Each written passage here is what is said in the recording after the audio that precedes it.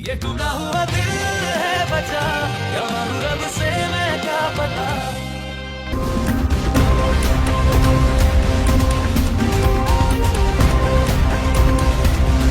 हम शॉपिंग के लिए जा रहे हैं अब। हैं? सोने की चिड़िया है वो। हाँ, एक रात में हमें मालदार बना देगी। तुम्हें भी साथ ले जाते हैं, लेकिन घर में इतने पेंडिंग काम पड़े हुए हैं। प्राइवेट सेक्टर के लिए एक क्वालिफिकेशन जरूरी है। Goodbye forever, sweetheart. आपका सिलेक्शन मैंने सिर्फ इस वजह से किया है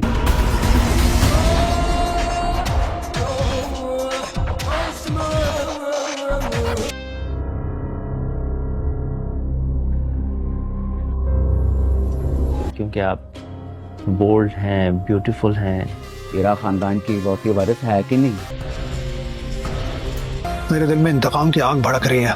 तो व्यूअर्स, टूटा हुआ दिल ड्रामा के न्यू एपिसोड में हम लोग ये देखने वाले हैं कि कमाल अपने दोस्त के साथ मिलकर इरहा को पैसों के लिए किडनैप कर लेगा और फिर वो इदरान के आगे 10 करोड़ तक का ताइवान रखेगा। फिर इदरान फौरन ही आईजी को कॉल करने वाला है और साथ ही इस केस की इन्वेस्टिगेशन स्टार्ट हो जाएगी। लेकिन इदरान का बाप उसको कहेगा कि तुमने पुलिस को इन्वॉल्व करके अच्छा नहीं किया, 10 करोड़ हमारी बेटी से ज्यादा इम्पोर्टेंट तो नहीं, और कहता है कि तुम 10 करोड़ उसके मुंह पे मारो और इरहा को वापस घर ले आओ। ये भी कहता है कि पुलिस को इन्वॉल्व करके वो इरहा को नुकसान भी पहुंचा सकता है। फिर इदरान ये कहता है कि पुलिस अपना काम साइलेंटली करेगी और मैं किडनैपर्स को खुद पैसे देने जाऊंगा, और कहता है कि हम किडनैपर्स को यकीन दिलाएंगे कि हमने पुलिस को इन्वॉल्व नहीं किया। और फिर समीन इदरान से ये कहेगी कि इदरान, मुझे तुम्हारी समझ नहीं आ रही, इरहा किडनैप हो गई है और आप क्या कर रहे हैं? इरहा के किडनैप होने पर भी आप पूरी इत्मीनान नजर आ रहे हैं। और फिर इदरान समीन से कहेगा कि अभी तुम लोग को मेरी बात की समझ नहीं आएगी, मुझे पूरी गेम का पता लग गया है कि इरहा का किडनैप किसने करवाया है और किस लिए करवाया गया है। तो अब इदरान